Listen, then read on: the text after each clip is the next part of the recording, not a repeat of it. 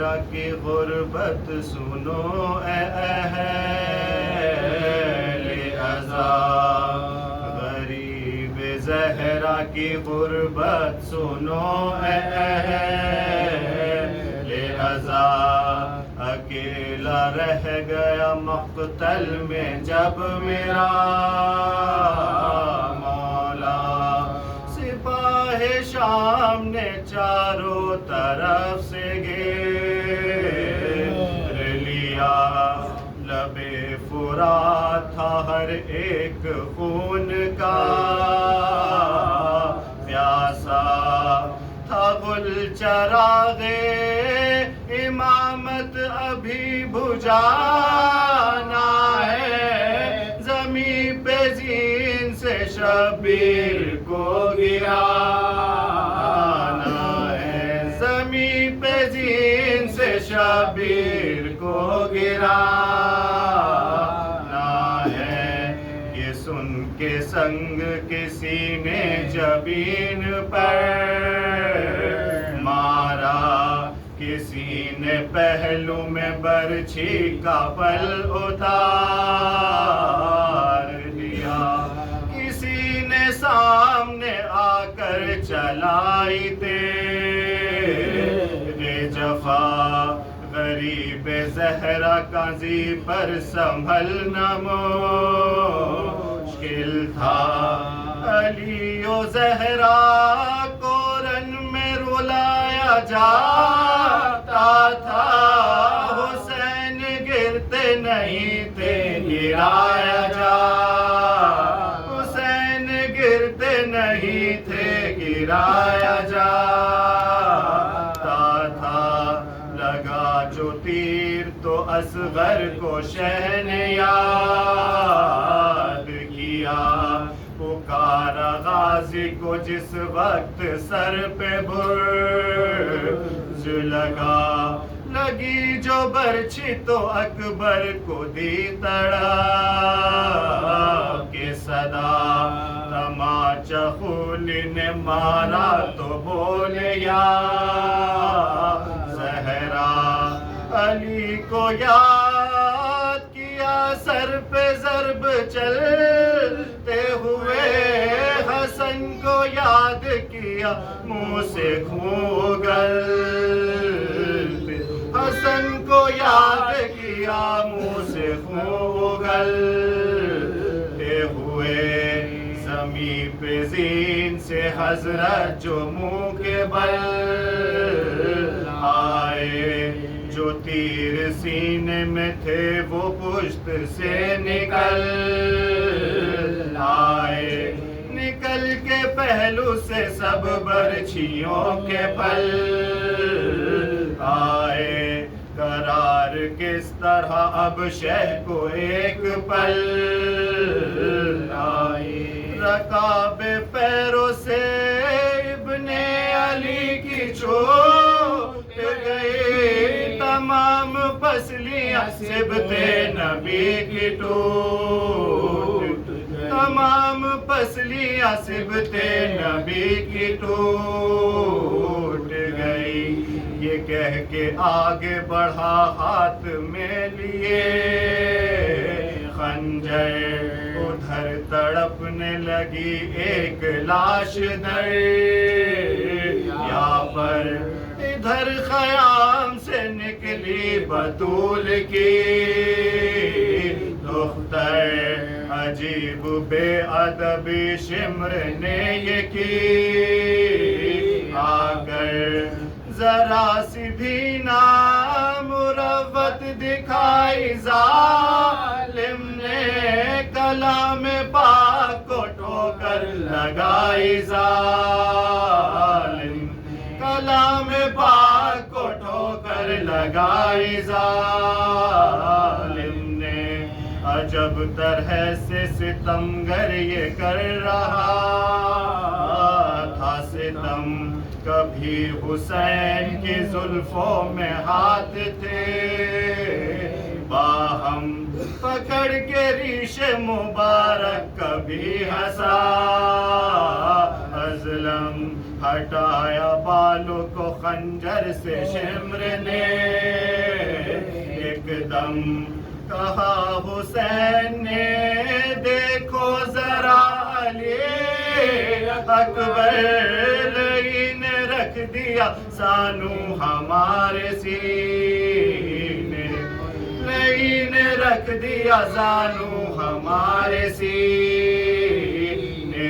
پر چلی جو ضرب فرشتے نے منہ کو پھیر لیا فرشتے کیا تھے کہ نبیوں نے منہ کو پھیر لیا ہٹے نبی تو رسولوں نے منہ کو پھیر لیا چلے رسول تو ولیوں نے منہ کو پھیر لیا حسن رسول علی بولے اب خدا جانے حسین جانے گلا جانے فاطمہ جانے حسین جانے گلا جانے فاطمہ جانے اب اس کے آگے تکلم بیان کیا ہوگا لگی جو ضرب نہ نکلا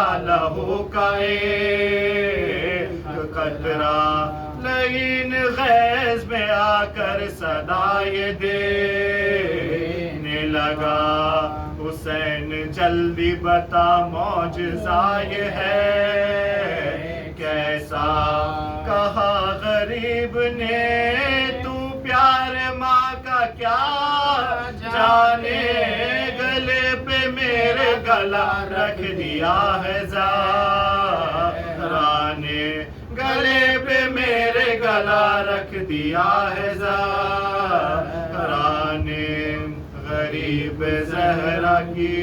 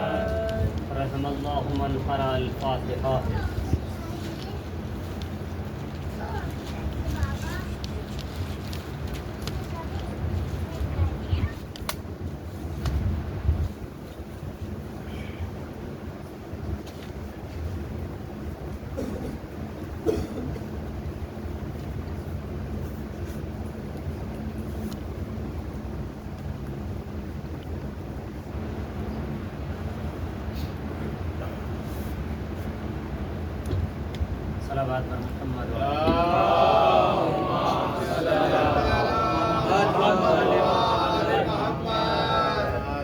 لا حول ولا قوة إلا بالله العلي العظيم أعوذ بالله من الشيطان اللعين الرجيم بسم الله الرحمن الرحيم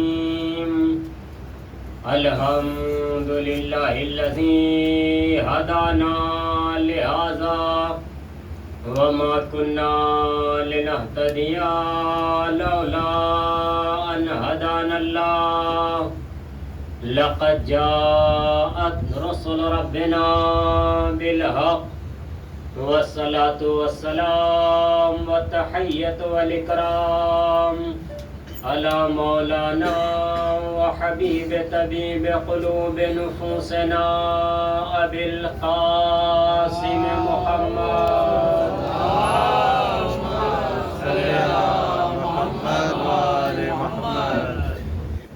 ثم الصلاة والسلام والتحية والإكرام على نبينا وآل نبينا ولعنة الله على أعدائهم أجمعين من الآن إلى يوم قيام يوم الدين.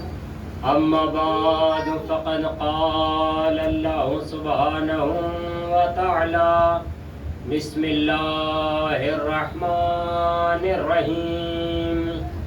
وجعلنا لهم لسان صدق عليا. صلوات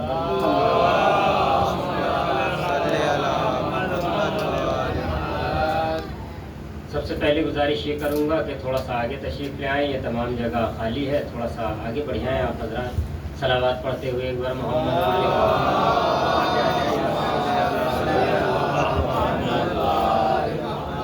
ایک اور بابا جو بلند صلوات پڑھیں بر محمد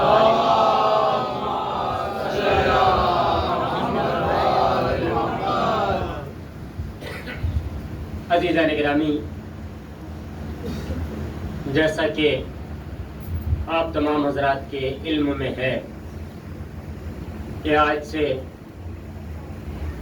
ان مجالس کا آغاز ہوا ہے جس کا عنوان خمسہ سجادیہ رکھا گیا ہے. اگرچہ یہ مجالس جو مسلسل ہوں گی انشاءاللہ 6 مجالس ہوں گی، اور آخری مجلس امام کی شہادت کے روز ہوگی، شہادت والے دن یعنی 25 محرم کو بھی انشاءاللہ مجلس منعقد ہوگی. اور اسی کو دیکھتے ہوئے میں نے جس عنوان کا انتخاب کیا وہ عنوان امام ہی کے سلسلے سے ہے، لیکن اس عنوان کی ابتدا انشاءاللہ کل سے کی جائے گی کہ امام کے حوالے سے گفتگو کی جائے گی، کیونکہ وہ مسلسل 5 مجلس روز شہادت تک ہوں گی. تو ان 5 مجلسوں کو انشاءاللہ کل سے امام ہی کے سلسلے سے خطاب کرنے کی کوشش کی جائے گی. آج کی گفتگو جو آپ حضرات کے اذہان عالیہ کرنا ہے، اور بہرحال آپ حضرات الحمدللہ بہتر جانتے ہیں، پروردگار عالم اپنی بابرکت اور متبرک کتاب قرآن کریم میں ارشاد فرما رہا ہے: وَجَعَلْنَا لَهُمْ لِسَانَ صِدْقٍ عَلِيًّا، کہ ہم نے انہیں اپنی سچی اور بلند و بالا زبان قرار دیا ہے. یہ آیت کریمہ قرآن کریم کے 19ویں سورہ مریم کی آیت ہے. سورہ مریم قرآن کریم کا 19واں سورہ ہے، جس کی 50ویں آیت جو میں نے آپ حضرات کے اذہان عالیہ کے حوالے کی. سورہ مریم قرآن کریم کا وہ عظیم ترین سورہ ہے جس کی بہت زیادہ فضیلتیں بیان کی گئی ہیں. یہاں تک کہ یہ فضائل اس سورہ مریم کے ہیں کہ جس نے سورہ مریم کی تلاوت کی اسے 5 نبیوں کی تلاوت کرنے کا ثواب عطا ہوگا. اتنا ثواب ہے سورہ مریم کی تلاوت کرنے کا. سورہ مریم کے سلسلے سے حضرت امام جعفر صادق علیہ الصلوۃ والسلام کا ارشاد بابرکت ہے کہ آپ فرماتے ہیں کہ جو شخص سورہ مریم کی تلاوت کرتا ہے پروردگار عالم اسے روز محشر عذاب سے محفوظ رکھے گا. اور سورہ مریم کی ایک خاصیت یہ ہے کہ اگر کوئی خاتون یہ چاہتی ہے کہ اس کے یہاں بچے کی جو ولادت ہو تو بچہ خوبصورت پیدا ہو، تو اگر حمل کے دوران کوئی خاتون سورہ مریم کی تلاوت کرتی ہے تو پروردگار عالم اسے خوبصورت بچہ عطا کرتا ہے. سورہ مریم کی ایک اور فضیلت یہ ہے اس سے بھی بڑی کہ جس کے یہاں ولادت نہ ہوتی ہو اگر وہ خاتون مسلسل اس سورہ مریم کی تلاوت کر لے پروردگار عالم اسے صاحب اولاد کر دیتا ہے. سورہ مریم کی تیسری خاصیت یہ ہے کہ جو انسان سورہ مریم کی تلاوت کرتا ہے، خاص طور سے جو خاتون حمل کے دوران اگر سورہ مریم کی تلاوت کرتی ہے اور اس کا حمل ساقط ہو جاتا ہو یا نہ ٹھہرتا ہو، سورہ مریم کی تلاوت کرتی جائے، انشاءاللہ پروردگار عالم پائے تکمیل تک پہنچائے گا. یہ بھی سورہ مریم کی خاصیت ہے اور بہت زیادہ تاکید کی گئی ہے، خاص طور سے خواتین کے لیے بہت زیادہ تاکید کی گئی ہے کہ دوران حمل اس کی تلاوت کریں، بہت زیادہ ثواب ہے۔ عزیزان گرامی، یہاں تک کہ سورہ مریم کی ایک خاصیت یہ ہے کہ جس خاتون کو اگر کسی طرح کی کوئی ولادت کے سلسلے سے پریشانی ہو تو اگر سورہ مریم کی تلاوت کر کے پانی پیا جائے تو پروردگار عالم اسے اس بیماری سے محفوظ رکھتا ہے۔ یہ سورہ مریم کی خاصیت ہے۔ میں نے عرض کیا پروردگار عالم نے سورہ مریم کو قرآن کریم میں نازل کیا اور اپنے حبیب پر نازل کیا۔ قرآن کریم میں یہ قرآن کریم کی جو ابھی ترتیب فعلی ہے اس کے اعتبار سے یہ 19واں سورہ ہے، لیکن ترتیب نزولی کے اعتبار سے یعنی نازل ہونے کے اعتبار سے سورہ مریم قرآن کریم کا 44واں سورہ ہے، اور یہ وہ سورہ ہے جو مکے میں نازل ہوا، یعنی بعض سورہ مدنی ہیں جو مدینے میں نازل ہوئے، بعض سورہ وہ ہیں جو مکی ہیں۔ یہ سورہ مریم مکے میں نازل ہوا۔ اس سورہ مریم میں ٹوٹل جو آیتیں ہیں وہ 98 آیتیں ہیں، 98 آیات ہے سورہ مریم میں۔ سورہ مریم میں جو الفاظ ہیں وہ ٹوٹل الفاظ کو اگر آپ شمار کریں گے تو 972 الفاظ سورہ مریم میں آپ کو مل جائیں گے۔ اگر سورہ مریم کا ایک ایک حرف دیکھیں گے تو سورہ مریم میں 3935 حروف ہیں جو پروردگار عالم نے سورہ مریم میں رکھے ہیں۔ اب یہ سورہ مریم کا مختصر سا خاکہ جو آپ حضرات کے اذان عالیہ کے حوالے کیا، ایک بات یہاں پہ رہ گئی کہ سورہ مریم قرآن کریم کے 16ویں پارے میں موجود ہے، لہذا اب سورہ مریم کا مختصر سا خاکہ آپ حضرات کے اذان عالیہ کے حوالے میں نے کرنے کی کوشش کی۔ عزیزان گرامی، اسی سورہ مریم میں پروردگار عالم اپنی بابرکت اور متبرک کتاب میں ارشاد فرما رہا ہے وَجَعَلْنَا لَهُمْ کہ ہم نے انہیں، یعنی نبیوں کی بات ہو رہی ہے، انبیاء کی بات ہو رہی ہے، اور اس کے بعد اولیاء الہی کی بات ہو رہی ہے کہ ہم نے انہیں اپنی سچی زبان بنا کے اس کائنات میں بھیجا۔ اچھا، سچی زبان بنا کے کون سی زبان؟ اب لفظ آیا ہے علیہ، لفظ علی بھی اس میں آیا ہے۔ اب اگر لوگ کہتے ہیں کہ صاحب پروردگار عالم نے علی کا نام قرآن کریم میں لیا ہی نہیں تو ضروری تھوڑی ہے کہ پروردگار پورا علی ابن ابی طالب کے ساتھ سامنے لائے نام۔ پروردگار عالم نے یہ بتا دیا کہ اگر میری کوئی سچی زبان ہے تو وہ ذات علی ہے۔ پروردگار عالم نے قرآن کریم میں یہ کہہ کر کہ علی میری زبان ہے، اللہ کی زبان ہے، اور آپ دیکھتے ہیں کہ اللہ کے نبی نے خود ارشاد فرمایا ہے کہ اگر دیکھنا یہ ہے کہ اللہ کی زبان کون ہے تو علی کو دیکھتے چلے جاؤ، معلوم ہوتا چلا جائے گا۔ اور خالی زبان ہی نہیں ہے، علی کو اگر دیکھنا ہے، آدم کا علم دیکھنا ہے تو علی میں ملے گا، ہیبت موسیٰ دیکھنی ہے تو علی کے اندر ملے گی، ابراہیم کی قرآن دیکھنی ہے تو علی کے اندر ملے گی۔ اگر جو چیزیں تمام انبیاء کے اندر ہے، اگر سارے ان کا مجموعہ دیکھنا ہے، علی کے چہرے کی زیارت کر لو، ساری چیزیں تمہیں وہاں مل جائیں گی۔ صلوات پڑھے پر محمد والی عزیزان گرامی، اب یہاں سے گفتگو کا آغاز ہو رہا ہے کہ پروردگار عالم نے امیر کائنات کو اپنی زبان کہا ہے کہ یہ میری زبان ہے۔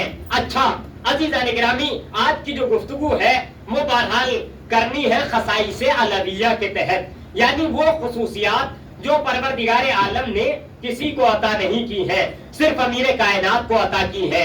بہت ساری خصوصیات ہیں جو سارے انبیاء کو بھی عطا کی ہے، اولیاء کو بھی عطا کی ہے، ائمہ کو بھی عطا کی ہے، لیکن عزیزان گرامی کچھ ایسی باتیں ہیں جو حضرت علی کے علاوہ کسی کو دی ہی نہیں ہے، جن میں سب سے پہلی بات یہ ہے کہ اللہ نے جو انہیں پیدا کیا ہے وہ اپنے گھر میں پیدا کیا ہے۔ ہر بچہ جانتا ہے، اگر پوچھے کہ حضرت علی کی ولادت کہاں ہوئی، ہمارا چھوٹا بچہ جواب دے دے گا کہ خانہ کعبہ میں ہوئی ہے۔ اچھا، کبھی ہم نے سوچا کہ خانہ کعبہ میں علی کی ولادت ہوئی کیوں ہے؟ سوچنا بھی تو چاہیے، تدبر کرنا چاہیے، غور و فکر کرنا چاہیے کہ پروردگار عالم یہ جو کام کر رہا ہے یہ کیوں کر رہا ہے؟ کیونکہ پروردگار عالم کا کوئی کام مشیت کے خلاف نہیں ہوتا. خدا بند عالم کا ہر کام حکمت کے تحت ہوتا ہے. وہ خالق عقل ہے, وہ خالق کل ہے, وہ خالق کائنات ہے, وہ خالق ارض و سماوات ہے, وہ خالق انسانات ہے, وہ خالق آسمان ہے, وہ خالق زمین ہے, وہ حشرات الارض کو پیدا کرنے والا ہے, وہ فضاؤں کو چلانے والا ہے, وہ کشتیوں کو روانی دینے والا ہے, وہ سمندروں کو بنانے والا ہے, اس نے پہاڑ بنائے ہیں, اس نے حیوانات بنائے ہیں, ساری چیزوں کو بنایا تو کچھ نہ کچھ سوچ سمجھ کر بنایا, کچھ نہ کچھ پروردگار عالم نے حکمت رکھی. اب امیر کائنات کو خدا بند عالم نے کعبے میں کیوں پیدا کیا؟ یہ تو سب جانتے ہیں کہ کعبے میں پیدا ہوئے, لیکن کیوں پیدا ہوئے, وجہ کیا ہے؟ یوں تو عزیزان گرامی آپ جانتے ہیں کہ جناب مریم بھی خانہ خدا کے قریب تھی جب جناب عیسیٰ کی ولادت ہونے والی تھی, لیکن مسئلہ کیا آیا؟ پروردگار عالم نے ان سے کہہ دیا, وہ اللہ کا گھر تھا اس وقت, بیت المقدس اس کے قریب تھی, لیکن کیا کہہ دیا کہ یہاں سے چلی جاؤ. اب اگر پروردگار عالم چاہتا, وہ بھی اللہ کے نبی آنے والے تھے, مگر کہہ دیا کہ یہاں سے دور چلی جاؤ. اب یہ امیر کائنات ہے, ان کو پروردگار عالم نے اپنے گھر میں پیدا کیوں کیا؟ اس کی بات یہاں سے ملتی ہے کہ عزیزان گرامی اللہ کے نبی کہاں پیدا ہوئے؟ سب جانتے ہیں اللہ کے نبی کہاں پیدا ہوئے؟ شیب ابی طالب میں, جناب ابو طالب کے گھر میں اللہ کے نبی پیدا ہوئے. اب جب اللہ کے نبی جناب ابو طالب کے گھر میں پیدا ہوئے تو اب عزیزان گرامی مسئلہ یہ ہے کہ جناب ابو طالب کا اسلام آنے سے پہلے اسلام پہ احسان یہ ہو گیا کہ اللہ کا جب نبی پیدا ہوتا ہے تو جناب ابو طالب کے گھر پیدا ہوتا ہے. غور فرمائیے گا آپ عزیزان گرامی, اللہ کے نبی پیدا ہوئے جناب ابو طالب کے گھر میں. ادھر قرآن کیا کہتا ہے؟ ہل جزاء الاحسان الا الاحسان, کہ احسان کا بدلہ احسان ہے. اب جناب ابو طالب کا احسان تھا خانہ کعبہ پر بھی, جو خانہ کعبہ ابھی بنا بھی نہیں ہے, بیت اللہ بنا بھی نہیں ہے, اسلام آیا بھی نہیں ہے, لیکن اسلام پر جناب ابو طالب کے احسانات شروع ہو گئے. اب ادھر قرآن کہہ رہا ہے ہل جزاء الاحسان الا الاحسان, کہ احسان کی جزا احسان ہے, اور پروردگار عالم کسی کا احسان رکھتا نہیں ہے. اس نے کہا کہ میرا آخری نبی جب آ رہا ہے, ابو طالب تمہارے گھر میں آ رہا ہے, اب میں اس احسان کا بدلہ اس سے کہیں اچھا دوں گا, کہیں زیادہ دوں گا. کہاں میرا نبی ہے تمہارے گھر میں آیا ہے, جب تمہارا بیٹا آئے گا وہ میرے گھر میں پیدا ہوگا. صلوات پر محمد و آل محمد.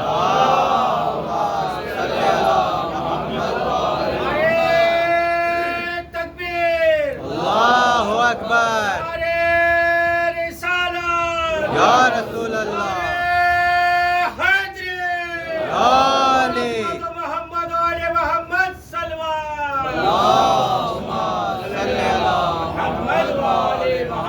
اب عزیزان گرامی منزل آگے بڑھی, یہاں تک کہ امیر کائنات کی جب ولادت کا وقت آیا. اب ولادت کا وقت آنے سے پہلے کی کچھ گفتگو آپ حضرات کے اذان عالیہ کے حوالے کرنا چاہتا ہوں کہ امیر کائنات کب پیدا ہوئے. سب جانتے ہیں 13 رجب کو پیدا ہوئے, ساری باتیں, لیکن عزیزان گرامی ولادت سے پہلے جب جناب امیر کائنات اپنی والدہ کے شکم میں ہے ابھی, لیکن جناب امیر کائنات کی والدہ کون ہے؟ جناب فاطمہ بنت اسد. فاطمہ بنت اسد آپ کی والدہ ہے, اور جناب فاطمہ بنت اسد نے پیغمبر اکرم کو بھی پالا ہے. یہ بھی سب جانتے ہیں کہ ان کی بھی پرورش کی ہے جناب فاطمہ بنت اسد نے, لیکن وہ جانتی تھی کہ یہ اللہ کے رسول ہے, وہ جانتی تھی کہ یہ کائنات کے رہبر ہے, وہ جانتی تھی کہ یہ اشرف المخلوقات ہے, وہ جانتی تھی کہ یہ کائنات کے رہبر ہے, وہ جانتی تھی کہ یہ اسلام لانے والے ہیں, وہ جانتی تھی کہ کائنات کو ادھر سے اخوت دینے والے ہیں, وہ جانتی تھی کہ یہ سب سے بہتر ہے, وہ جانتی تھی کہ یہ نوری ہے, وہ جانتی تھی کہ یہ نور اول ہے, وہ جانتی تھی کہ یہ مخلوق اول ہے, وہ جانتی تھی کہ یہ سب سے اعلیٰ ہے, وہ جانتی تھی کہ یہ کائنات کا رہبر ہے, وہ جانتی تھی کہ یہ سب سے افضل ہے, حتیٰ وہ جانتی تھی کہ یہ اپنے باپ سے بھی افضل ہے, وہ جانتی تھی کہ یہ آدم سے افضل, یہ ابراہیم سے افضل, یہ موسیٰ سے افضل, یہ عیسیٰ سے افضل, وہ جانتی تھی کہ یہ کلیم اللہ سے افضل, وہ جانتی تھی کہ یہ عیسیٰ روح اللہ سے افضل, وہ جانتی تھی کہ یہ خلیل اللہ سے افضل, وہ جانتی تھی کہ یہ آدم صفی اللہ سے افضل, وہ جانتی تھی کہ یہ سب سے اعلیٰ مرتبے کے ہیں. اسی لیے جب جب پیغمبر گزر بنت اسد ان کے احترام میں کھڑی ہو جاتی تھی. حتیٰ یہ کہ امیر کائنات آپ کے شکم میں ہے اس موقع پر بھی آپ کھڑی ہو جاتی تھی. اب جب عزیزان گرامی خواتین اس بات کو بہتر جانتی ہیں اور بزرگان بھی جانتے ہیں الحمدللہ کہ اگر جب بچہ شکم میں ہوتا ہے مولود تو خاتون کے لیے اٹھنا بیٹھنا بھی سخت ہوتا ہے, آسان نہیں ہوتا ہے خاتون کے لیے. بہرحال اس کو ایک خاتون ہی ایک عورت ہی بہتر سمجھ سکتی ہے کہ کتنا سخت ہوتا ہے یہ مرحلہ کہ جب بار بار اٹھا جائے. اب پیغمبر وہیں رہتے تھے لیکن بچپن سے لے کر کے جناب فاطمہ بنت اسد کے بارے میں تاریخ نے یہ لکھا کہ چاہے رسول کی کمسینی تھی مگر فاطمہ بنت اسد انہیں دیکھتی تھی احترام میں کھڑی ہو جاتی تھی. عزیزان گرامی مسئلہ یہ ہے کہ جتنے رسول والے ہیں وہ رسول کو بچپن سے ہی مانتے ہیں کہ یہ رسول ہے اور جتنے فضول والے ہیں وہ 40 سال کی عمر میں مانتے ہیں. صلوات پڑھے بر محمد و آل محمد.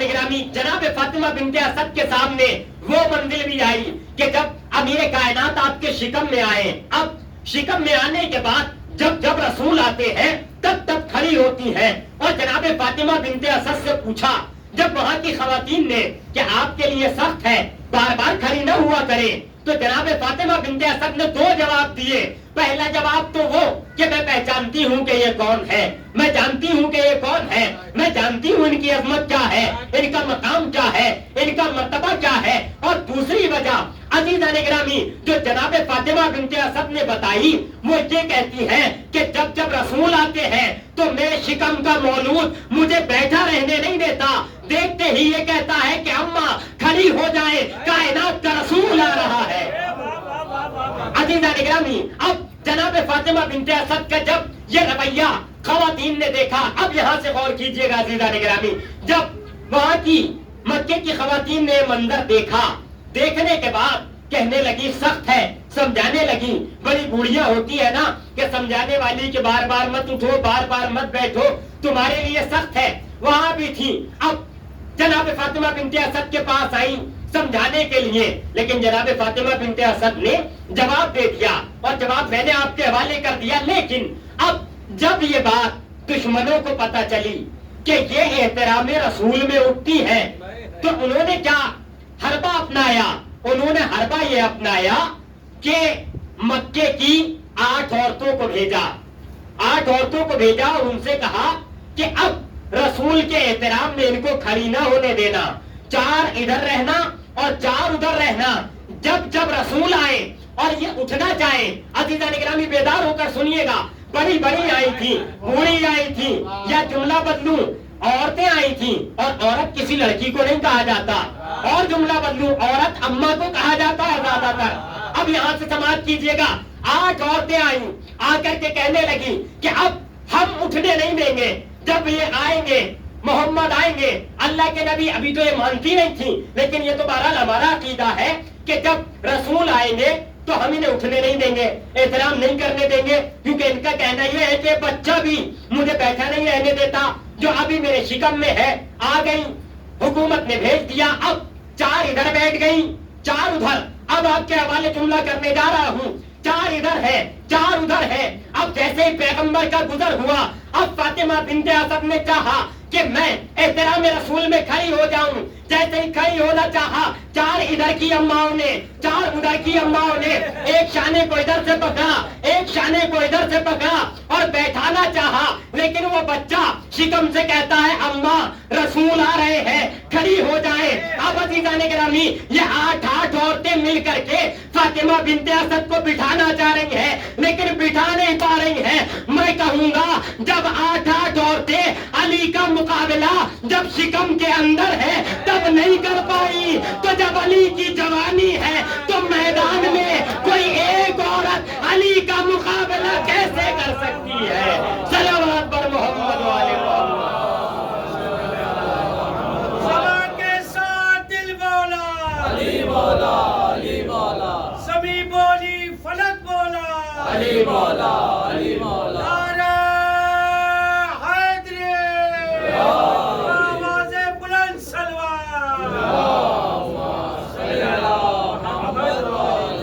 عزیزوں جس کا مقابلہ 8 مل کے جب نہ کر سکیں، جب وہ شکم مادر میں ہے، تو بھری جوانی میں کوئی ایک آ کے چاہے کہ میں علی کے مقابلے میں آ جاؤں، ہو ہی نہیں سکتا کہ تقابل کر لے۔ اب عزیزوں منزل اور آگے بڑھی کہ امیر کائنات کی ولادت کا وقت قریب آیا۔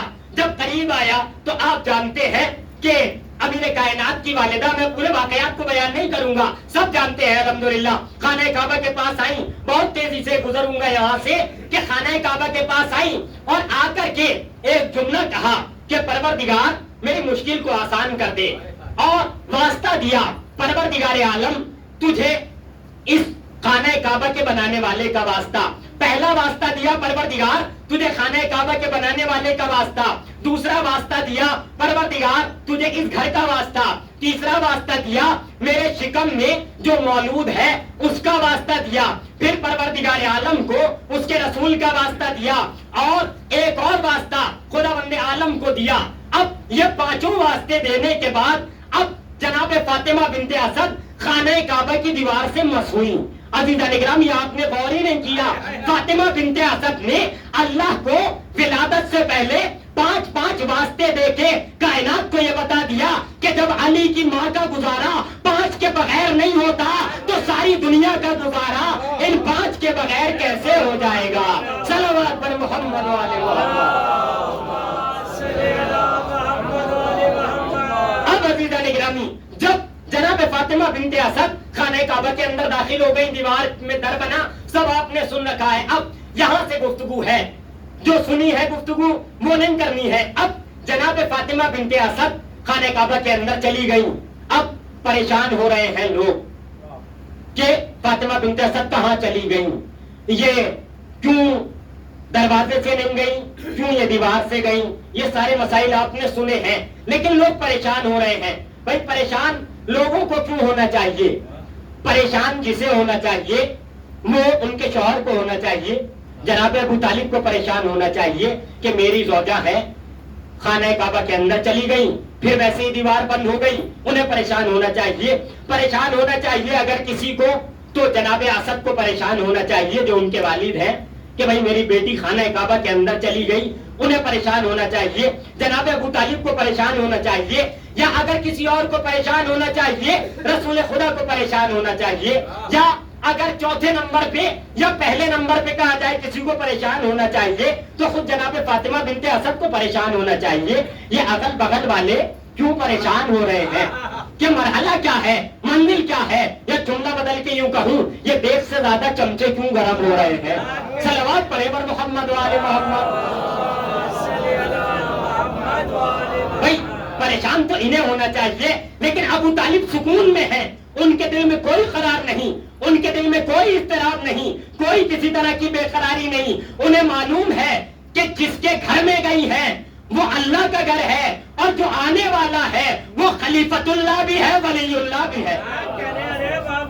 وہ جانتے ہیں کہ وہ بچانے والا ہے۔ اب جناب فاطمہ بنت اسد چلی گئیں، جانے کے بعد اب مرحلہ یہ آتا ہے عزیزان گرامی کہ جناب فاطمہ بنت اسد 3 دن تک خانہ کعبے میں رہیں، یہاں تک سب نے سنا ہے، اور خانہ کعبہ سے جناب فاطمہ بنت اسد 3 دن کے بعد نکل رہی ہیں۔ اب ولادت تو ہو گئی امیر کائنات کی، لیکن ولادت کے بعد نہ تو کچھ کھایا، نہ تو کچھ پیا، نہ آنکھیں کھولی۔ اچھا مجھے یہ بات انصاف سے آپ بتائیے کہ اگر کسی کے یہاں بچے کی ولادت ہو اور 3 دن تک نہ وہ آنکھیں کھولے، نہ وہ کچھ پیے، نہ کچھ کھائے، تو ماں باپ کو یا جو عزیز و اقارب ہوں گے، چچا تائے ماموں نانا، سب کو کیا فکر ہوگی کہ پتہ نہیں بچہ بچ پائے گا یا نہیں بچ پائے گا۔ آنکھیں نہ کھولے تو یہ ہو جائے گا کہ نہ معلوم آنکھیں صحیح ہیں یا صحیح نہیں ہیں، یہ دیکھ پائے گا یا نہیں دیکھ پائے گا۔ لیکن عزیزان گرامی فاطمہ بنت اسد میں کوئی بے قراری نہیں، جبکہ 3 دن بعد جب نکلی ہیں تو سامنے کون تھا آپ جانتے ہیں، حبیب کبریا۔ حبیب کبریا کیا ہے؟ جن کے بارے میں یہ ہے انہو طبیب دوار بطبہ، یعنی یہ ایسے طبیب ہیں جو اپنی طبابت کو ہر وقت ساتھ لیے رہتے ہیں، ہر وقت علاج کرنے کے لیے تیار رہتے ہیں. یہ اور بات ہے کہ علاج نبی دو طرح سے کرتے ہیں. پہلا علاج حدیثوں کے ذریعے کیا جاتا ہے, روایتوں کے ذریعے کیا جاتا ہے, قرآن کے ذریعے کیا جاتا ہے. عزیزوں, علاج آج بھی اسی دو طرح سے ہو رہا ہے کہ پہلا طریقہ تو یہ ہے کہ ٹیبلیٹس دی جاتی ہے, گولیاں دی جاتی ہے, سیرپ دی جاتی ہے کہ اس سے ٹھیک ہو جاؤ تو ہو جاؤ, لیکن جب اس سے صحیح نہیں ہوتے تو پھر آپریشن کیا جاتا ہے. نبی کے پاس بھی دو طریقے تھے کہ اگر ٹھیک ہوتے ہو حدیثوں سے, قرآن سے, تو ٹھیک ہو جاؤ, ورنہ ذوالفقار علی بھی موجود ہے. صلوات بر محمد و آل محمد.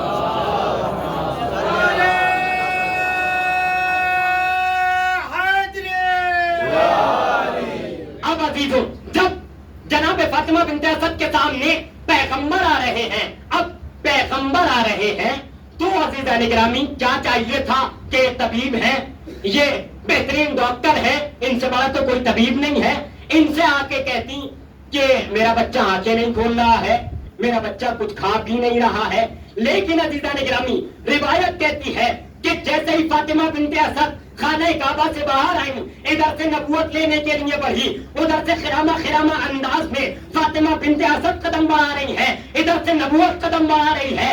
اب جیسے ہی جناب فاطمہ بنت اسد کی آغوش سے امیر کائنات پیغمبر اکرم کی آغوش میں آئے اور گرمی نبوت کو محسوس کیا, محسوس کرنے کے بعد آنکھیں کھول دی, اور آنکھیں کھولنے کے بعد پیغمبر نے یہ کہا, یا علی تم نے پہلی مرتبہ مجھے دیکھنے کے لیے انتخاب کیا, میں نے اپنے علم کے لیے تمہارا انتخاب کیا.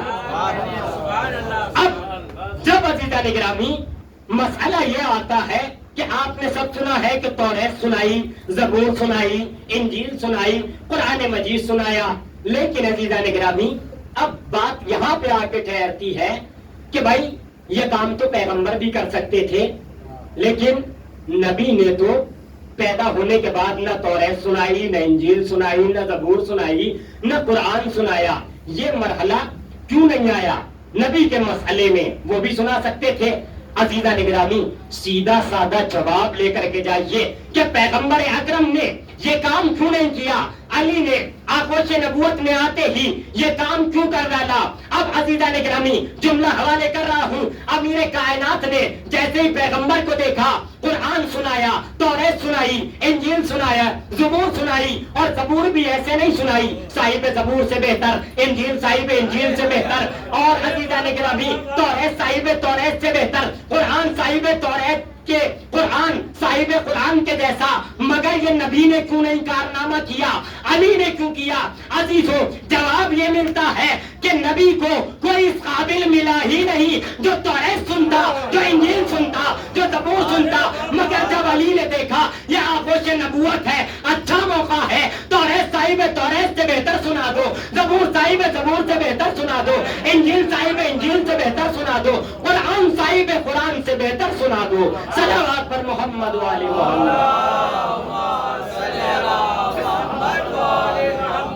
عزیزوں اگر کسی کو آتا ہو تبھی تو سنائیں گے. میں آپ کے سامنے بیٹھ کے عربی میں مجلس پڑھ دوں تو کیا ہوگا, مجھے ہی جاہل کہا جائے گا. فارسی میں پڑھنے لگوں تو بھائی فارسی جھاڑ رہے ہیں, نئی نئی سیکھ کے آئے ہیں. وہاں نئے پرانے کا مسئلہ نہیں تھا, وہاں آسمان سے علم لے کر آئے تھے, علم لدنی والے علم والے تھے. عزیزان گرامی اب جب دیکھا کہ موقع ہے اور اگر موقع پہ کام کیا جائے تو بہت اچھا ہوا کرتا ہے. اب امیر کائنات ہے, پیغمبر خدا کے آغوش میں پل رہے ہیں, نبی خدا کی آغوش میں پل رہے ہیں. مگر سوال کرنے والے یہی کہہ رہے ہیں کہ مسئلہ یہ تھا کہ یہ ساری باتیں ایک اتفاق تھیں کہ علی خانہ کعبہ میں پیدا ہو گئے, نبی کے ہاتھوں پہ آئے تو قرآن انجیل زبور توریت سب سنا دیے. ایک اتفاق کی بات تھی. اب ذرا سن لیجئے کہ اتفاق کی بات تھی تو کیا یہ بھی اتفاق تھا کہ فاطمہ بنت اسد ولادت کے وقت خانہ کعبہ کے قریب آئے؟ کیا یہ بھی اتفاق تھا کہ اپنے شکم کو خانہ کعبہ سے مس کرے؟ کیا یہ بھی اتفاق تھا کہ اگر واسطہ دے تو 5 کا ہی واسطہ دے؟ کیا یہ بھی اتفاق تھا کہ دیوار میں در بن جائے، کیا یہ بھی اتفاق تھا کہ پھر در اسی طرح سے جو جائے اور دیوار ثابت ہو جائے؟ کیا یہ بھی اتفاق تھا کہ فاطمہ بنت اسد 3 دن خانہ کعبہ میں رہے؟ کیا یہ بھی اتفاق تھا کہ جناب فاطمہ بنت اسد کے تمام امور کو انجام دینے کے لیے آسمان سے آسیہ آئے، سارا آئے، ہاجرہ آئے، حوا آئے؟ کیا یہ بھی اتفاق تھا کہ فاطمہ بنت اسد کے کھانے کا اہتمام جنت سے کیا جائے؟ کیا یہ بھی اتفاق تھا کہ 3 دن کے بعد فاطمہ بنت اسد پھر نکلنے کا ارادہ کرے؟ کیا یہ بھی اتفاق تھا کہ پھر 3 دن بعد دیوار میں در بن جائے؟ کیا یہ بھی اتفاق تھا کہ پھر فاطمہ بنت اسد باہر آ جائے؟ کیا یہ بھی اتفاق تھا کہ جب سامنے سے دیکھے تو رسول آتے ہوئے ملے؟ کیا یہ بھی اتفاق تھا کہ علی توریت سنائے، انجیل سنائے، زبور سنائے، قرآن سنائے؟ کیا یہ بھی اتفاق تھا کہ آنکھوں سے رسالت میں سنائے؟ کیا یہ بھی اتفاق تھا کہ رسالت کو ہی پہلی مرتبہ دیکھے؟ کیا یہ بھی اتفاق تھا؟ کہاں ہاں یہ سب اتفاق تھے۔ اب عزیزان گرامی ذرا جملہ سن لیجئے کہ جس علی کے اتفاق کی باری آئے تو یہ سارے مسائل پیش آتے ہیں، جب اس علی کے اختیار کی باری آئے گی تو ایک ضربت ثقلین کی عبادت سے بھاری ہو جائے گی۔ صلوات پر محمد و آل محمد۔ اللهم صل على محمد وآل محمد۔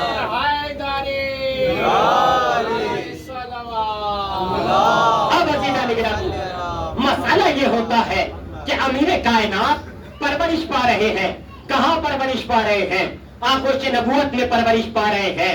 اب کائنات نے امیر کائنات کو پہچانا نہیں کہ یہ علی ہے کون، علی کہاں کسے جاتا ہے، علی کا مرتبہ کیا ہے، علی کا مقام کیا ہے، علی کی منزلت کیا ہے، علی کا رتبہ کیا ہے، علی کا مرتبہ کیا ہے، علی کس منزل پر فائز ہے۔ کائنات پہچانے تو صحیح کہ میرا مولا ہے کون۔ سب نے بیان کیا، ہمارے کیا غیروں نے بھی بیان کیا کہ علی فاتح خیبر اگر کوئی ہے تو علی، فاتح خندق اگر کوئی ہے تو وہ علی، فاتح حنین اگر ہے تو کوئی علی، اگر فاتح جسے کہا جائے تمام جنگوں کے جتنی اسلام کی جنگیں ہوئی ہیں سب کا فاتح اگر کسی کو لکھا جائے تو علی ہے۔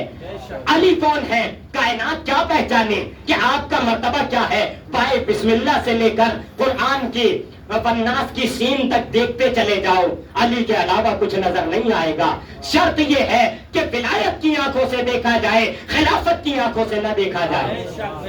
اگر ولایت کی نظروں سے انسان دیکھے گا تو ہر مقام پہ علی علی نظر آئیں گے۔ ایک عالم دین ہے، پروردگار عالم سے دعا کرتے ہیں، انہوں نے سن رکھا تھا کہ قَدْ أَبْصَارَكُمْ تَرَوْنَ الْعَجَائِبَ، کہ اپنی آنکھوں کو بند کرو عجائبات دکھائی دیں گے۔ اب آنکھوں کو بند کر کے دکھائی کیا دیتا ہے؟ کچھ دکھائی نہیں دیتا، لیکن عزیزان گرامی مقصد یہ ہے کہ گناہوں کی آنکھوں کو بند کر لو، عجائبات دکھائی دینے لگ جائیں گے۔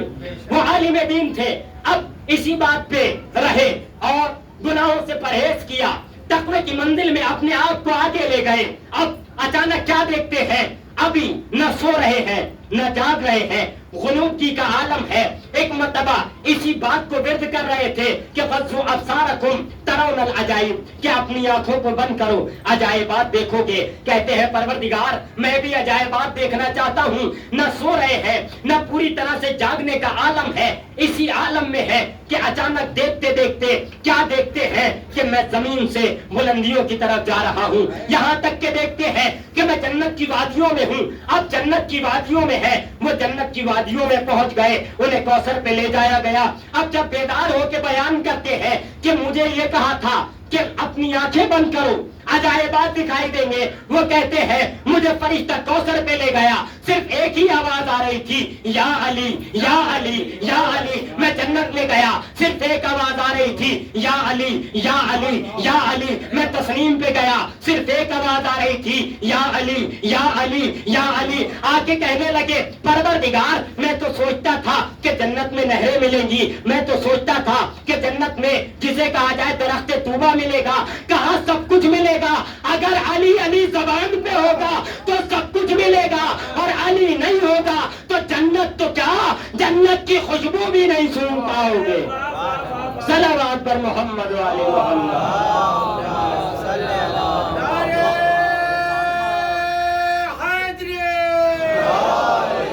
عزیزوں یہ مرحلہ ہے میرے مولا کا، کائنات پہچانے تو صحیح، اگر پہلا علی سمجھ میں آ گیا تو چوتھا علی بہت آرام سے سمجھ میں آ جائے گا۔ کیونکہ یہ بھی علی ہے اور وہ بھی علی ہے اور کوئی فرق نہیں ہے. اب دنیا کہتی ہے کہ بھائی پروردگار عالم نے علی کی ولادت میں اتنا اہتمام کیا اور باقی ائمہ کی ولادت جیسے عام طریقے سے ہے کہ نہ کعبے میں ہے نہ وہ اہتمام نہ یہ سب، جتنا اہتمام اس میں ہوا اتنا اہتمام بقیہ ائمہ میں کیوں نہیں ہوا؟ اس کا سیدھا سا جواب یہ ہے کہ جتنا اہتمام آدم کی ولادت میں ہوا نہ عیسیٰ میں ہوا نہ موسیٰ میں ہوا نہ نوح میں ہوا نہ ابراہیم میں ہوا، کسی میں اتنا اہتمام نہیں ہوا. پروردگار عالم نے پہلے نبی کی ولادت میں سارے اہتمام کر کے بتا دیا کہ ہمارا نبی جس منزل پہ فائز ہوتا ہے اس منزل پہ بے مثال منزلت ہے، اور جس منزلت پہ کائنات کا امام فائز ہوتا ہے وہ اور زیادہ بے مثال ہے. لہذا ابتدا میں پروردگار عالم نے کائنات کو بتا دیا اور کائنات کو سمجھا دیا کہ سمجھ لو اور دیکھ لو کہ یہ علی ہے، اور ان کا پہلا بھی جس طرح سے پہلا علی ہے اسی طرح سے چوتھا علی اگر دیکھا جائے تو ہمارے اور آپ کے چوتھے امام حضرت امام زین العابدین علیہ الصلوۃ والسلام. اب عزیزان گرامی، اگر ہم نے پہلے علی کو سمجھ لیا تو پھر چوتھے علی کو سمجھنے میں کوئی دشواری نہیں ہوگی.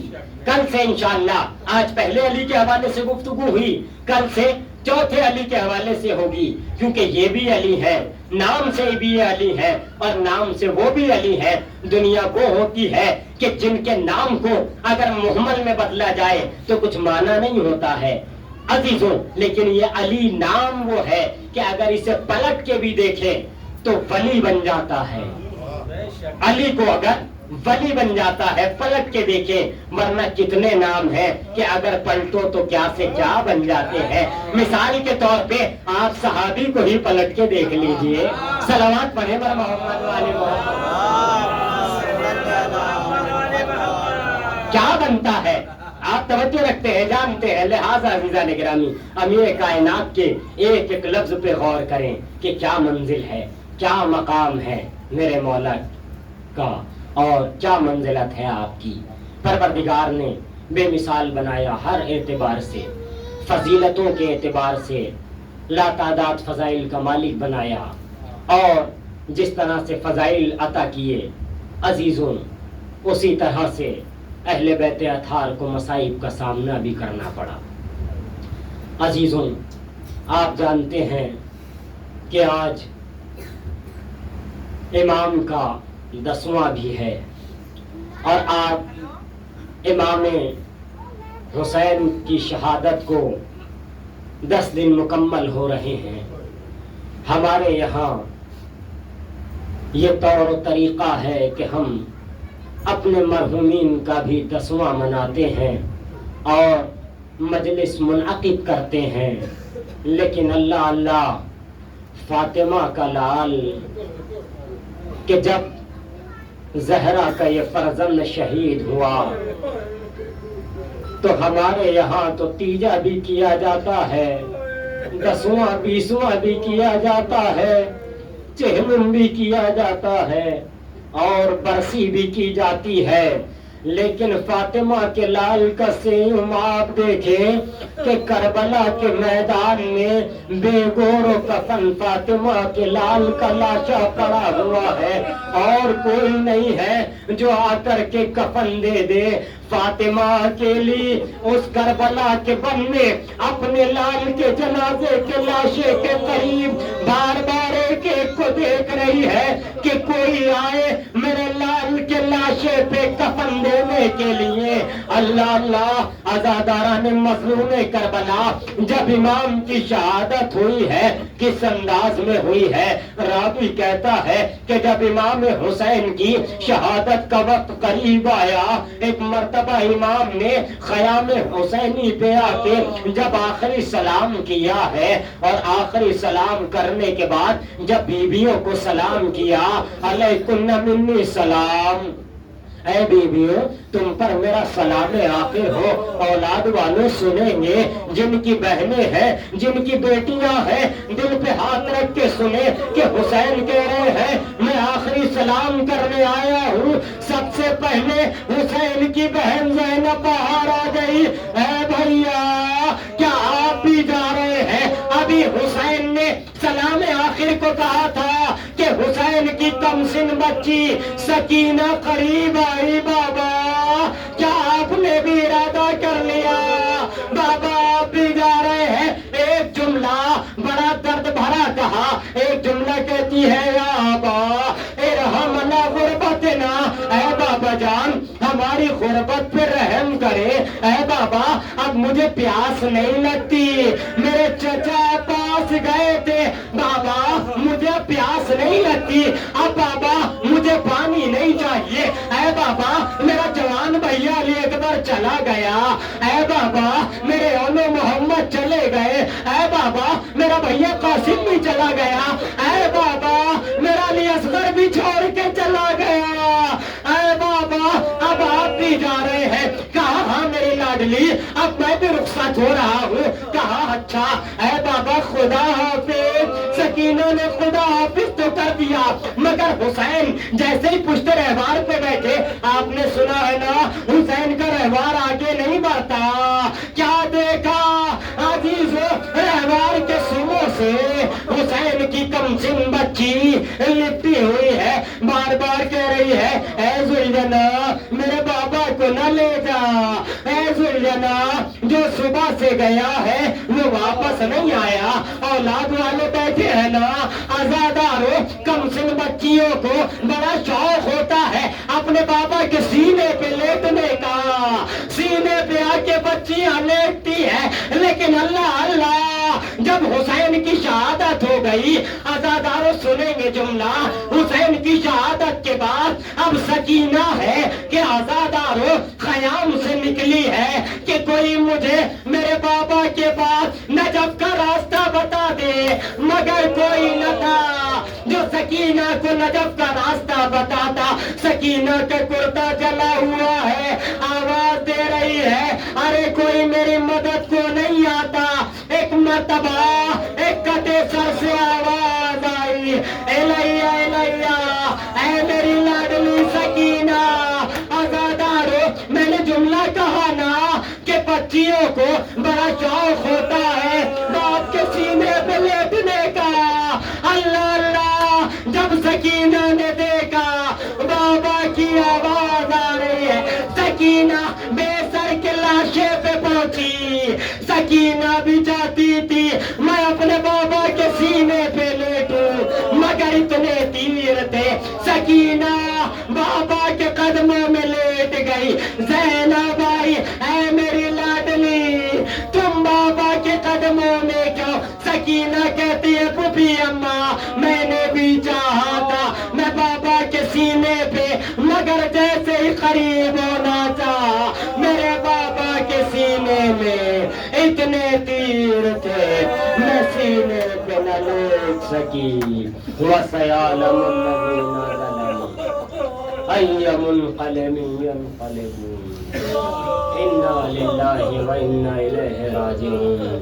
پروردگارہ تجھے واسطہ محمد و آل محمد کا، جو مومنین مومنات بیمار ہیں انہیں شفا کاملہ عطا فرما. پروردگارہ جو بے روزگار ہیں انہیں روزگار عطا فرما. پروردگارہ جو برسر روزگار ہیں ان کے روزگار میں ترقی عنایت فرما.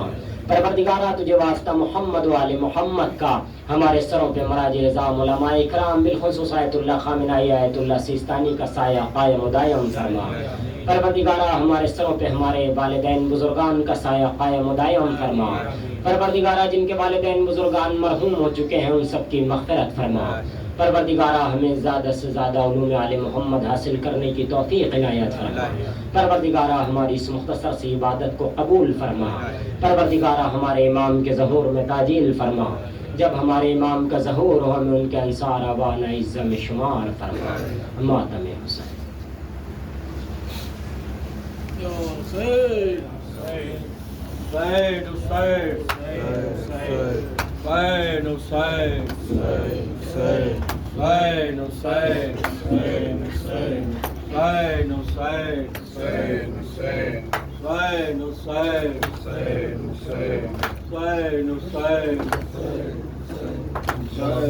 کی لاش پر یہ کرتی رہ گئی مادر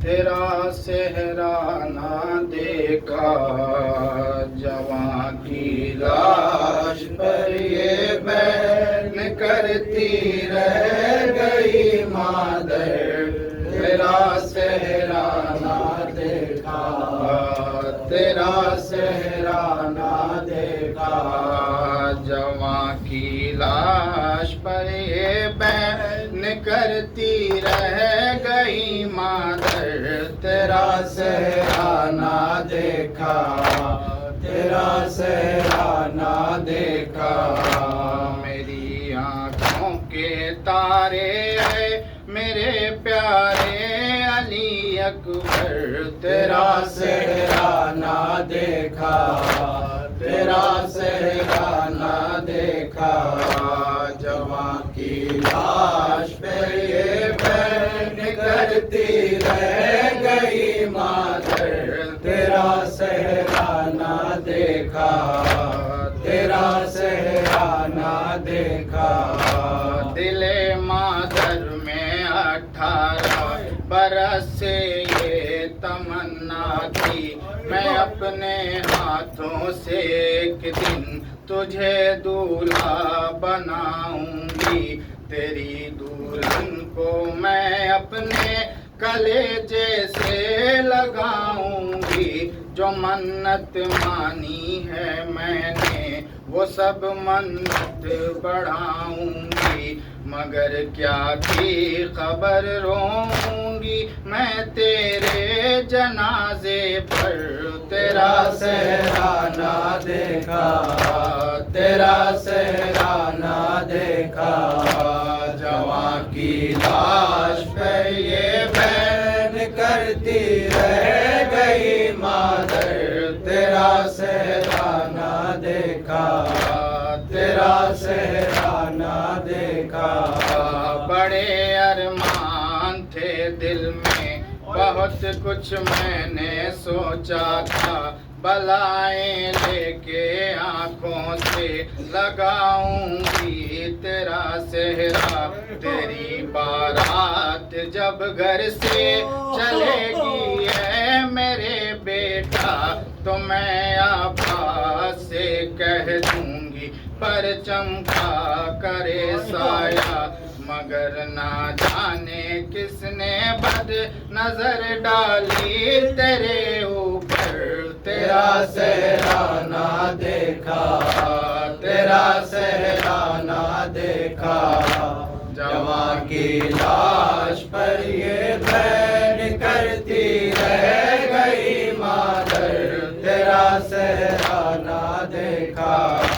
تیرا صحرا نہ دیکھا مجھے پردیس میں تقدیر نے یہ دن بھی دکھلایا میں زندہ رہ گئی اور مر گیا کڑیل جوان بیٹا میری آنکھوں سے اکبر دکھائی کچھ نہیں دیتا میں دیکھوں بھی تو کیسے دیکھوں تیرا چاند سا چہرہ ارے ٹوٹا ہے غم کا آسماں دکھیاری مادر پر تیرا صحرا نہ دیکھا تیرا صحرا نہ دیکھا جوان کی لاش پر یہ بہن کرتی رہ گئی مادر تیرا صحرا نہ دیکھا تیرا صحرا نہ دیکھا کلیجہ پھٹ گیا مادر کا اس دم ہے میرے جانی سنا جس دم کے تم کو مرتے دم بھی نہ ملا پانی بڑے بے رحم ہیں کربو بلا میں ظلم کے بانی کسی نے ہائے تصویر محمد بھی نہ پہچانی چلایا ظالموں نے ہائے میرے قلب پہ خنجر تیرا صحرا نہ دیکھا تیرا صحرا نہ دیکھا जवां की लाश पर ये बहन करती रह गई मादर, तेरा सहरा ना देखा, तेरा सहरा ना देखा। जवां फर्जंद को माँ बाप से खालिक ना छुड़वाए, ये मंजिल वो है कि दुश्मन की आंखों में भी अश्क आए। किसी का नौजवां बेटा से ना सीने पे ना खाए, ज़ईफ़ी में जवां बेटे की मैयत बाप ना लाए। हमें किस्मत ने दिखलाया कयामत ख़ैज़ ये मंज़र, तेरा सहरा ना देखा, तेरा सहरा ना देखा।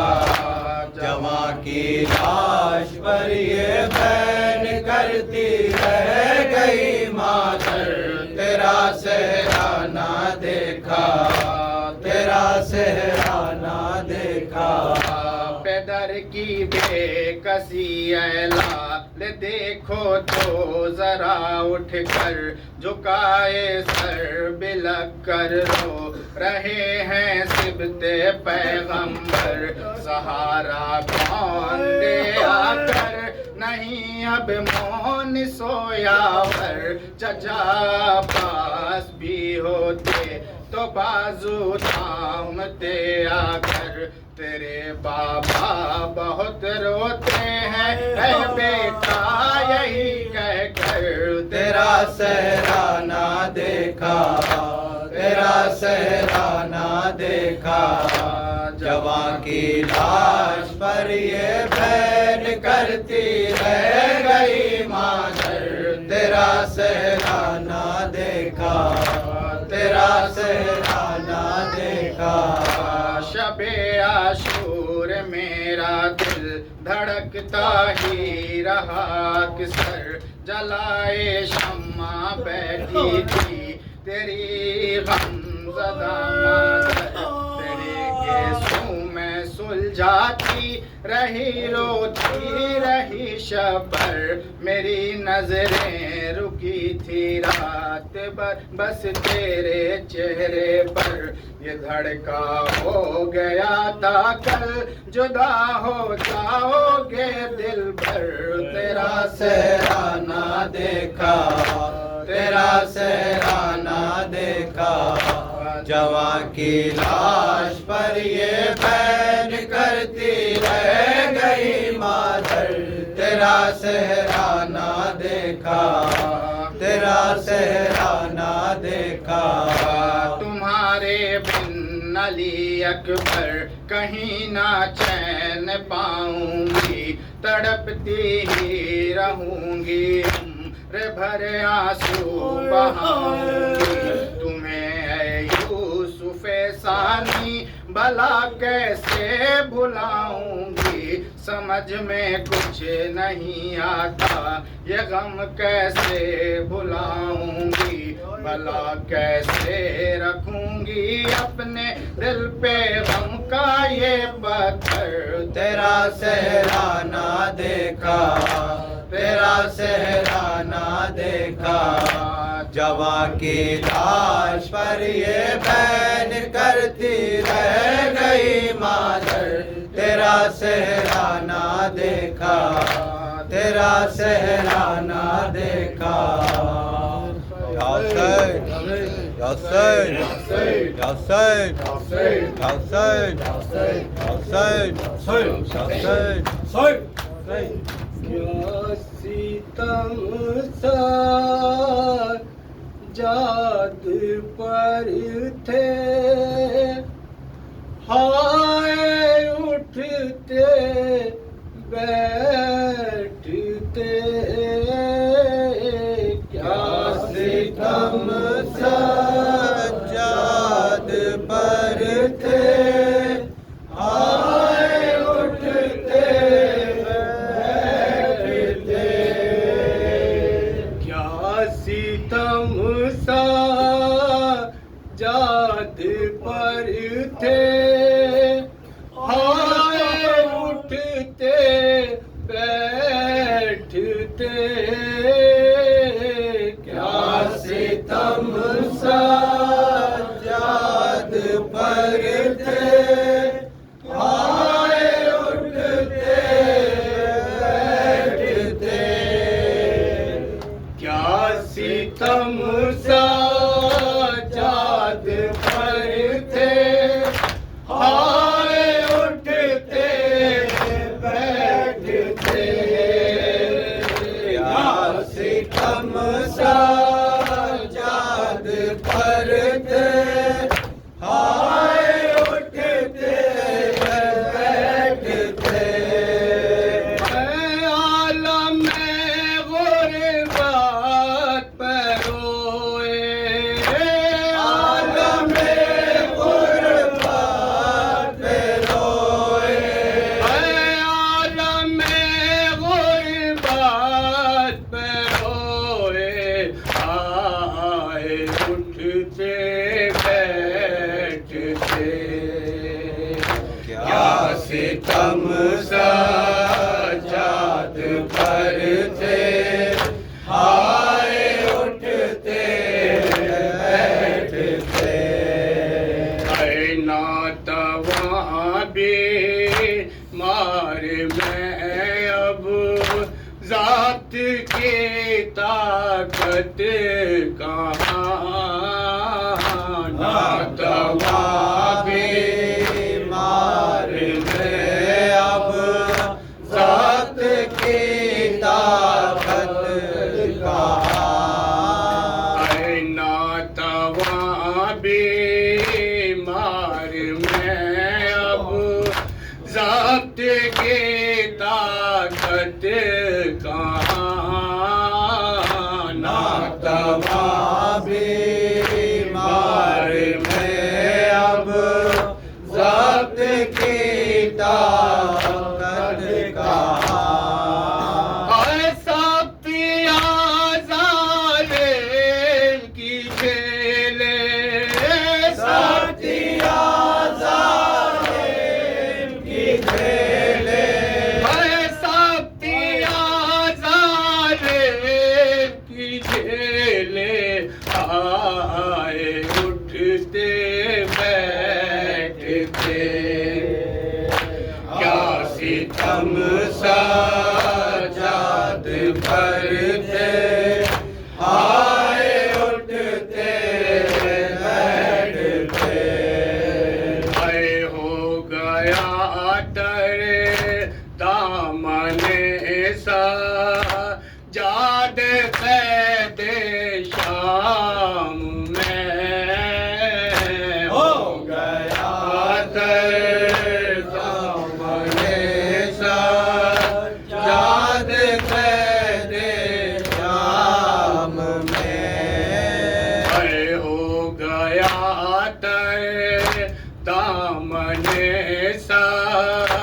سجاد قید شام میں ہو گیا در دامن سجاد قید شام میں اے کس قدر سجاد روئے کس قدر سجاد روئے اے کس قدر سجاد روئے آئے اٹھتے بیٹھتے کیا ستم سجاد پر تھے آئے اٹھتے بیٹھتے آئے کیسے سختیاں تھی بے کس و لاچار پر آئے کیسی سختیاں تھی بے کس و لاچار پر آئے کیسی سختیاں تھی بے کس و لاچار پر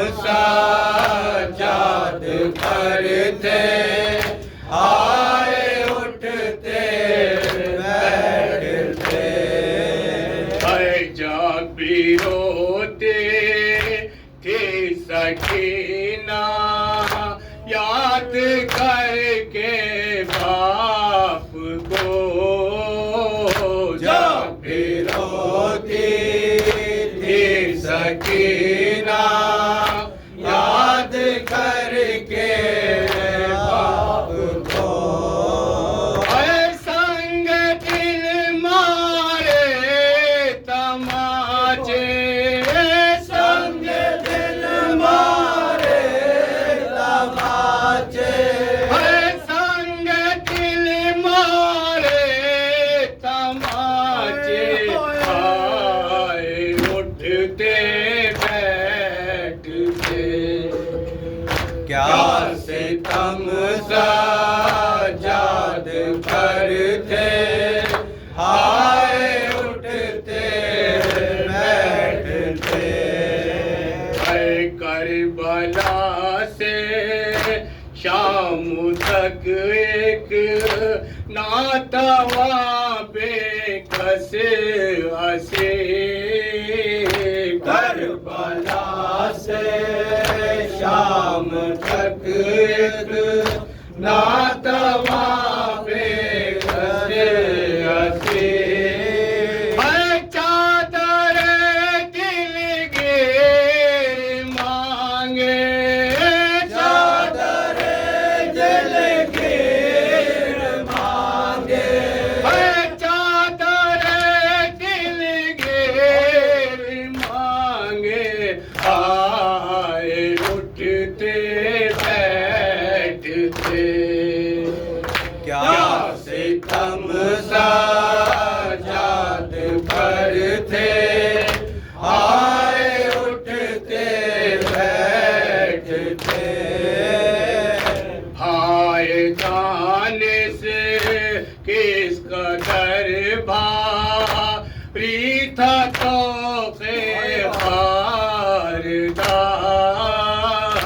ہائے دانش کس قدر بھاری تھا تو کے خاردار ہائے دانش کس قدر بھاری تھا تو کے خاردار ہائے دانش کس قدر بھاری تھا تو کے خاردار جس کے باعث خون ٹپ کے جس کے باعث خون ٹپ کے جس کے باعث خون ٹپ کے آئے اٹھتے بیٹھتے کیا ستم سجاد کرتے آئے اٹھتے بیٹھتے اے عالم غربت پہ روئے عالم غربت پہ روئے اے عالم غربت پہ روئے آئے اٹھتے بیٹھتے کیا ستم سجاد کرتے آئے اٹھتے بیٹھتے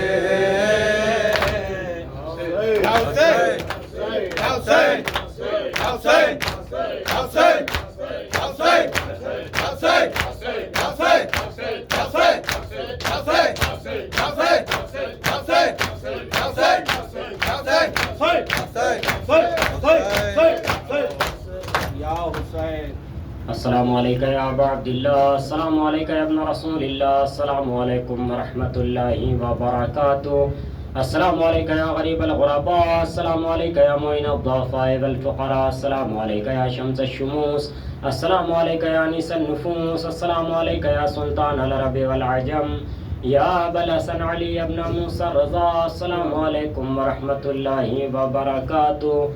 السلام علیکم یا مولانا یا صاحب العصر والزمان، الامان والامان، السلام علیکم یا خلیفۃ الرحمن، السلام علیکم یا مظہر الایمان، یا امام الانس والجان، اجل اللہ تعالی فرجک وسال اللہ تعالی مخرجک وظہورک، السلام علیکم ورحمۃ اللہ وبرکاتہ۔ اللهم صل على محمد وآل محمد۔ نعرے